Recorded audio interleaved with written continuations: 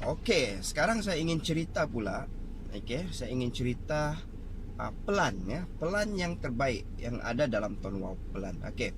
Oleh kerana Tone Wow ni prepaid ya, oleh kerana Tone Wow ni prepaid bukan postpaid.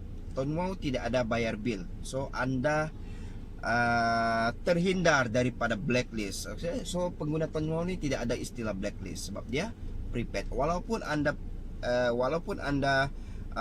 blacklist di telco lain, tapi anda masih boleh gunakan Tone Wow ni sebab Tone Wow ni adalah prepaid that best. Okey. So kita ada 4 pelan yang terbaik yang mana kita boleh tukar-tukar ya. Kita boleh tukar-tukar, tapi saya cerita dulu ya. Pelan yang pertama TDS RM10. Okey. TDS RM10. Yang kedua TDS RM30. Yang ketiga TDS RM50 dan TDS RM120 ya. Tapi yang hot ya, yang hot orang ambil adalah TDS RM50. So TDS RM50 ni dia top up RM50 sekaligus. Tidak kisahlah sekaligus ataupun RM30, RM20, RM10. Okey. Lepas tu dia apply ya, dia apply melalui My Wow apps ataupun melalui menu bintang 128 H ya. Pilih TDS RM50. So automatic sistem akan potong kredit kita RM50 dan dia akan bagi package 89GB dan unlimited calling, FUP, Fair Usage Policy. So dia ada polisi. Okey. Untuk 89GB ni dia tidak bagi sekaligus 89GB. Dia ada pecahan ya. Pecahan yang pertama adalah 10GB high speed.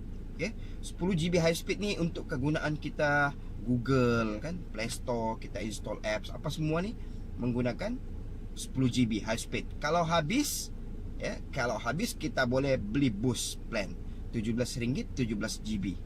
Okey. Tapi kalau tidak habis 1 bulan, 32 hari ya. Temponya 32 hari. Kalau tidak habis dia carry forward ke bulan hadapan. Ini yang best. Kalau penggunaan saya pun heavy user juga untuk internet ni.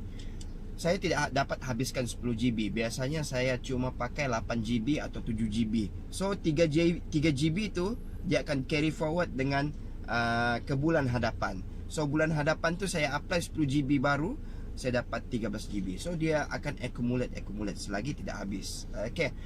Yang kedua, pecahan yang kedua adalah social internet. Social internet ni termasuk YouTube ya, Netflix, WhatsApp ya, WeChat, TikTok, apa-apalah yang berkaitan dengan sosial ya. Dia akan bagi 2GB setiap hari, setiap jam 12 malam. So jam 12 malam dia akan bagi 2GB yang baru, 2GB yang baru. Pakai tidak pakai dia akan bagi juga 2GB yang baru. Okey. Tapi macam saya selalunya 1GB pun susah mau habis ya, 1GB pun susah mau habis. So pakai tak pakai dia hangus, dia bagi 2GB yang baru. So kalau kita darab 2GB sehari selama 32 hari, 64GB. Okay. So 64GB plus 10GB high speed sudah 74.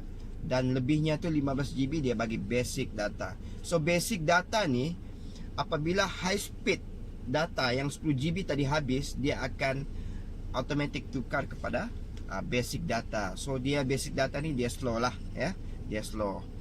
So kalau kita campur 10, 64 dan 15 total 89GB. So memang bagi saya 89GB ni satu data yang banyak sebenarnya, tidak habis pakai. Sebab tu RM50 dalam Tone Wow sebenarnya sudah cukup berbaloi ya. Dan calling pun kita unlimited kepada semua rangkaian dalam Malaysia sahaja. Okey. Jadi dengan syarat carry forward tadi yang 10GB tu high speed tu, dia akan carry forward ke bulan hadapan dengan syarat kita langgan package yang sama sebelum package itu expired ya. Jadi hari yang ke-30 kalau boleh kredit RM50 sudah ready ada dalam SIM card kita ya. Jadi bila hari ke-32 tu dia automatic renew, kita tidak perlu apply, dia automatic renew dengan syarat RM50 itu ready sebelum plan kita tu expired. Okey.